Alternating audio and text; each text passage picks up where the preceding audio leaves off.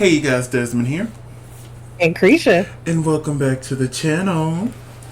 And today we are here to discuss the first episode of the first season of King of Drag. Yay! Hey. We've been wanting a drag king show for the longest, and we've gotten Taste of Drag Kings on Dragula. So I'm super excited that there is a platform for drag kings to come and entertain us. So I have to ask you, what did you think of the first episode of King of Drag? It was giving very first season of Drag Race vibes, like really hard. Listen, it's giving and the thing is, I see the potential. I'm like, oh, this can be something. We just need we just need people to come in with the funding, okay? Exactly. Like, it is great. We're here. People are gonna be like, okay, cool. Now I'll invest. Now that we see, but hopefully, when there's a season 2, because I'm gonna speak it, there's a little bit more production, a little bit more money, a little bit more fanfare, a few more episodes, because there's only 6. There's only gonna be 6. They got a lot of kings for 6 episodes. Yeah, I'm thinking there's going to be some double eliminations, or maybe we're looking at it through Drag Race eyes. Maybe they're just going to have like a top 5 or 6 in the finale. We're just looking at it through Drag Race eyes. Even Dragula, we're like, oh, well, there has to be a top 3 or 4. Like, that's what they do. But maybe King of Drag, no, we're going to have a top 5. Huh. But yes, let's go ahead and get into this episode. Badoo. It's time for the King of Drag, hosted by Murray Hill, which I was introduced to Murray through Drag Me to Dinner. It was on Hulu. That was my first introduction with Murray. Love him. So, it is time for the King of Drags, and we have our first look at the man cave. And they bust through the sign, and they're all through here. Now, You know how typically we review looks, we talk about yada yada yada. It was hard to get a full body shot of a lot of these kings, so we're not going to do that.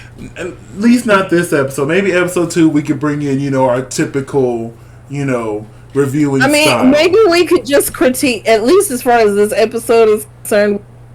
Then once we get to the challenge or the critiques part, because that's when saw them in full drag. But I do want to introduce the kings. Now, for some reason, I did not take a screenshot of Big D. I don't know what happened, but Big D popped up later in the episode, and I'm like, wait a minute. I went back and looked. I'm like, I did not take a screenshot of Big D. So we're going to start with Big D. Then we're going to go here. Buck Wild from Dallas, Texas. Already rooting for you. King Percocet from Charlotte, North Carolina. Yes. Pressure K from Atlanta, Georgia. Obsessed with Pressure. I am obsessed with Pressure.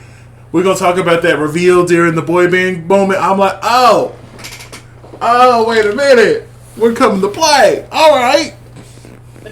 Then we have Dick Von Dyke from Minneapolis, Minnesota.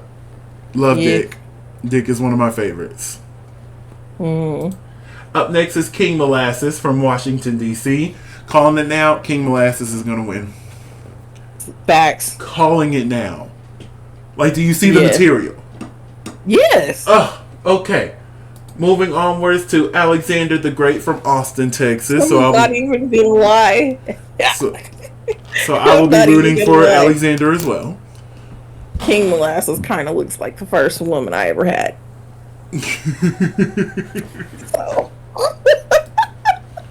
Then we have Charles Gallen King from Los Angeles, California. Love their confessionals. Love them. The confessionals are everything. He gets it every time. Love them down. Then we have Tuna Melt from Queens, New York. My heart broke because not even like 10 minutes in, I'm like, I'm Team Tuna Melt. Yeah, I am. And then we got to end, I'm like, oh. Still love you, Tuna Melt. Love you down. And then we have Henlo Bullfrog from Philadelphia.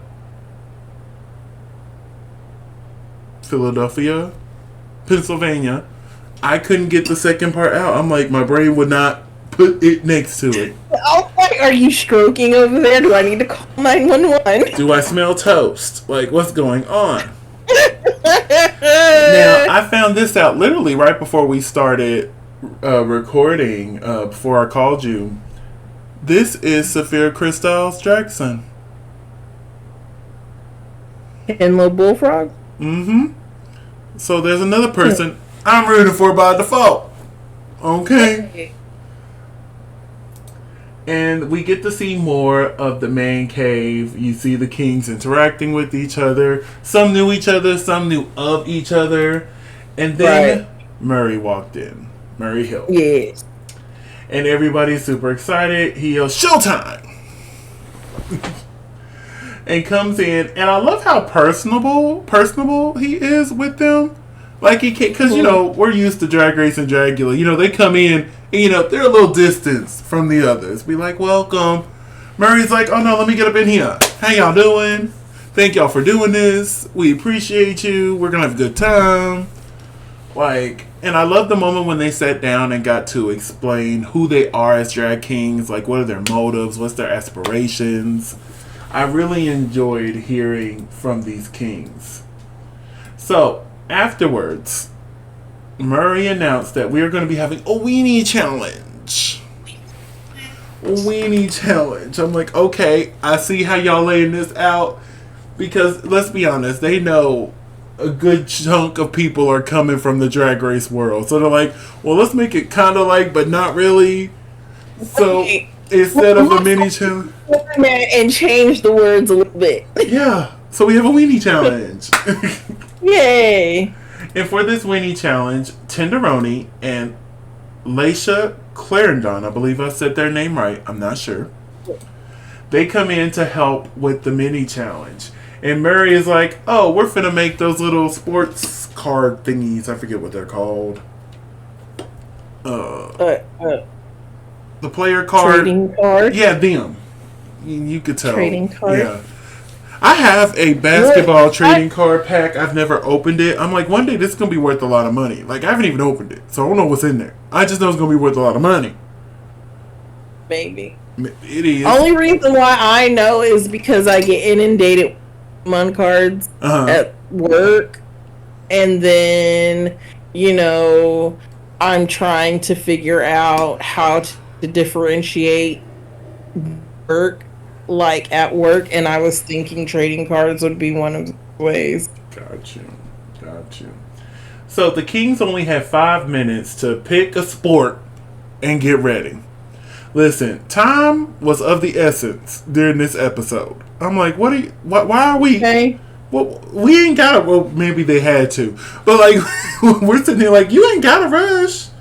I promise you, I'm right here. I'm 10 toes down. I'm gonna make it through this first season. And I'll let y'all know if it's garbage. But so far, I'm enjoying my time here at King of Drag. So, they get their sports.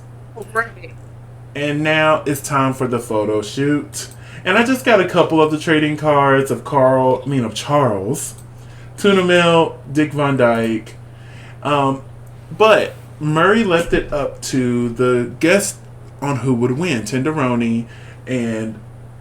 what is their name? LaCresha? No, it's not LaCresha. Lord, I'm talking about LaCresha Sparks. LaCresha. I'm sorry, baby. But they get the pick. LaCresha gets the pick. And so does Tenderoni, who the winner of the mini challenge. Weenie challenge is. Weenie challenge. So we found out that the winners were Charles and King Molasses, who both received a $150 gift card to somewhere. I can't remember. I didn't write it down. I should have wrote it down. So, it's now time for the main challenge of the week, or how like they like to call it, a beefy challenge, okay? Beef challenge. Yeah, so Murray tells them, hey, you have 90 minutes to form a boy band, record your lyrics, and make choreography. Baby, I would have walked out right then and there. What do you mean? I need 90 minutes alone on the choreography. I need 90 minutes alone on the verse. Oh, that won't take me long. Depending on which song I get. Because the song that King Molasses got, I think I could have rolled that beat. But the other song, I would need a little bit of time. A little bit of time with that. Yeah. Just a little bit of time. So, they get to go into teams, and the winners of the challenges are the team captives, which is Charles and King Molasses. So, after they pick their teams, they are both giving blue and green stuff to put over their clothing. I'm like, oh, we're not even changing? And I'm like, well, they only got 90 minutes, so... It's that TikTok meme. You have 30 minutes. They really did. 30 They really had 30 minutes. You had 30 minutes to write, you had 30 minutes to record, and you had 30 minutes to choreograph. Baby, they said we finna put y'all to work immediately. Immediately. Yep. At this point, I'm like, can I just get a live mic? Because I'd rather just do mine live so I can have more time either writing and or rehearsing my 1-2. Right? Because I'm sitting here like, regardless of whether I could have wrote it 5 minutes ago and recorded it 2 minutes ago. If you put me up on that stage and I'm not going to them words were. That's why we saw some pretty basic, hi, my name is, oh, what you say, hey. Right. But yeah, I felt bad for the Kings. I'm like, hold on, wait, because I don't think we've ever seen a challenge like this. Nope, not even on the several other competitions. We got close with, what was it, Drag Race UK? What was it, season 3? Where they had to do a ball and make do 3 different looks all within a certain amount of time. Yes. But yeah, this. So, after everything is said and done, it is time to go to the main stage where our host Murray Hill is waiting for us. And we find out the members of our King's Court is Tenderoni, season 9 winner of RuPaul's Drag Race, which I'm so glad they pointed that out, Sasha Velour. Because I was worried, we get these drag shows and they don't want to reference RuPaul or RuPaul's Drag Race. Right. So I love that RuPaul was name dropped and then the show was mentioned when the winner of season 9 showed up. They're like, hey, we know it's y'all. We're not going to, act like y'all don't exist. Right. Because Dragula still to this day want to act like Drag Race don't exist. That other show. I was on that other show. But yes, so Sasha Velour, which I know we're not giving scores, we get an A+ because she looks stunning. But we're also joined by Wayne Newton. First of all, love the name. Never met Wayne Newton, never heard of Wayne Newton. But as soon as Wayne Newton came out, I'm like, I like you. I went and followed on Instagram immediately. Yes, sir. Yes. And then we had Damien Palacion. I know I'm saying it wrong. I apologize, Damien. He is a judge, I believe they said, on another drag show, which is on Reverie. I think it's called Drag Latina. I've heard people reference this in show clips before. I might, dabble over there and see what they talking about when I get bored. You know what I'm saying? What we got going over here? Because I heard Carmen Carrera is on the judging panel for like season 2 or 3 or something like that. I'm like, oh, let me go see my girl Carmen. Because she's been slowly tipping back into the world of drag. She kind of stepped away from it and focused just on her transition. But now she's slowly making her way back in. I'm like, come on back in, Carmen. I don't care about the others. I missed you. Come here. Come here, please. But yes, and then we had a guest judge, Paul Figg. And that is our King's Court for the episode. Yes. I love how they're all in red and then Tenderoni's sitting there in white. I'm like, did nobody tell Tenderoni the color? Like everybody else knew. Oh, we're gonna wear red. Tenderoni got the color prompt and didn't care. It could have been that, but it'll be even funnier where everybody was like, "Oh yeah, we'll wear red for the premiere," and here's Tenderoni. Oh, y'all weren't gonna tell me we're red? Oh, okay. But yes, let's get to this beefy challenge because they're at the Mandels Bowl, which is candles for men. Up first, we have Team Bromosexual, and they did the song "Say My Name." First of all, I didn't like the beat to this song. I didn't like the beat to this song. I'm like, who produced this? And first of all, whose stage did y'all get this from? Because this stage is already scratched up. Y'all done borrowed this stage from somebody. I think it was the old Drag Race stage. No, Drag Race, even season 1. If you go back, I don't think this is an old Drag Race stage. I don't know. But you could tell it's been cuffed up. But that's okay. Maybe for season 2 we'll get a brand new stage, okay? We're going to speak that in for season 2. Some funding, some sponsors. Yeah, we're going to speak that into season 2. Brand new stage, yes. But back to this performance. The only one I really liked is Alexander. Big D did good too, but Alexander from Austin, Texas, whoop whoop, did a really good job. They stood out so well. I really I enjoyed his performance. Honestly, nobody performed bad, but Tuna and Charles, you could tell, aren't songwriters. They don't write verses. Charles was a very 1, 2, 3, 4, 5, 6, 7, 8. And then Tuna tried. Here's a rhyme and here's a rhyme. Rah, rah, shish, boom, bah. Yeah, Tuna tried, but it didn't click. And then we're going to move on to the Blue Ballers, which this group was 10 times better. The beat was 10 times better. Other than that little wumpy split there at the end, I was like, and I would have forgave that. You know me, I love the judging teams. But we'll talk about that a little bit more because they said the sentence that pisses me off. So, the Blue Ballers. You guys were teams, but we're going to judge you individually. Oh, I hate it. I hate it. A lot of people are okay with them not being judged in teams. No. Sorry. But we started with King Molasses, and yeah, he ate that up. Oh my god, that was the best. Winner, winner, chicken dinner, okay? Chicken dinner. Like, if he does not win the 10,000 doll hairs, I will... Riot. Yes. But yeah, King Molasses, you did great. Also want to shout out to Dick Von Dyke. Also, really good job. Now, yes. I felt like they were a little harsh on what is Henlo's name? Henlo. There we go. I felt like they were a little harsh on Henlo. Was it the best? No. Yeah. But compared to what the other group was doing, I thought what Henlo did was fine.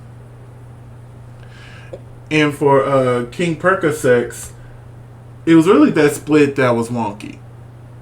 Yes. And you could tell that everything else was fine. And you could tell a few times he forgot the steps, but he hit it well. He hit it well. I mean, because everybody else on this team, like, their lip sync was good. They all had, like, really decent verses. I think it was more or less just a choreography issue. I mean, and on top, but you gave them like 15 minutes to come up with choreography and 5 minutes to fluff and practice. What did you expect? My thing is, I'd rather y'all held out on this challenge to where they had more time to do it, like later in the season, to where maybe they have a whole day to work on it instead of 90 minutes. Because I'm just like, I get you have 6 episodes. What was your budget that you had to sit here and, because in all honesty, like, I don't really think that this got a fair shot, and this first episode does a disservice to the potential of what this whole series could be. I don't think it did a disservice to it. I just think it's more like, like we said earlier, it's season 1. But at the same time, I agree. I feel like there could have been it could have been planned better with the budget that they had. I get it, they didn't have a lot. But I feel like this could have been planned out better. Like I said, maybe even waiting to do it, hell, even next week, and just make it 3 groups. You know what I'm saying? But hey. Because then on top of that, my whole other thing is every gonna be like this, where they spend the entire episode in drag? Well, I saw like 4 or 5 hours. Yeah, I saw a preview for next week. They posted it, I believe, on Twitter. Was it Twitter? Mm-hmm. I want to say it was on Twitter. And it shows them. It shows the guys getting into drag. So I'm assuming that the whole episode isn't going to be one look. But hey, we'll find out. Actually, I'll find out in about 45 minutes. Because it comes on Sundays at 8 o'clock. So I'll find out in about 45 minutes to see what we give him for the next episode. But the guys finish up the challenge. And Murray says the sentence that I hate so much. Although you worked as groups, you will be critiqued individually. You finna critique these hands. But the guys line up in front of the judges. And they announced the tops and bottoms. So, shoot. Did I not get you don't have very many pictures. Oh, no, I didn't get a picture. Okay. That's on me. That's on me. But we had, in the top was King Molasses. We had Alexander the Great. And we had Big D. In the bottom, we had Henlo, Tuna Melt, and Perka. I only had 2 of those names written down. I'm so proud of myself for remembering the others. We found out that the winner was King Molasses. Somehow I didn't get an individual shot of him winning. But here's your winner of the challenge, King Molasses. Do you agree? Yes. Oh, hands down. 100%. Hands down. Now, 100%. I don't agree with the bottom 2. Because I think they should have been judged as a group. Which means Henlo should not be there. It should have been Charles. Charles' ass should have been right here. Okay? Should have been Tuna and Charles. Well, I think Charles got a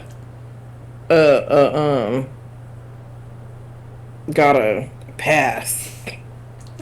So we find out that the final 2 will compete in the final thrust.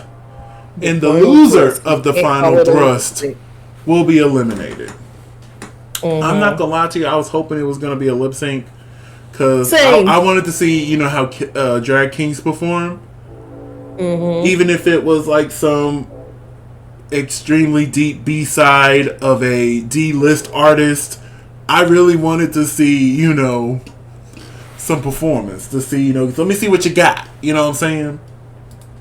But the final thrust was a breakdancing competition. And I'm like, okay, this is different. I low-key like it. But when I tell you neither one of them were given what needed to be given. Breakdancing. I personally thought Tuna was a little bit more entertaining. Facts. But the judges felt otherwise. And one thing I really liked about this, you got to hear every judge's vote.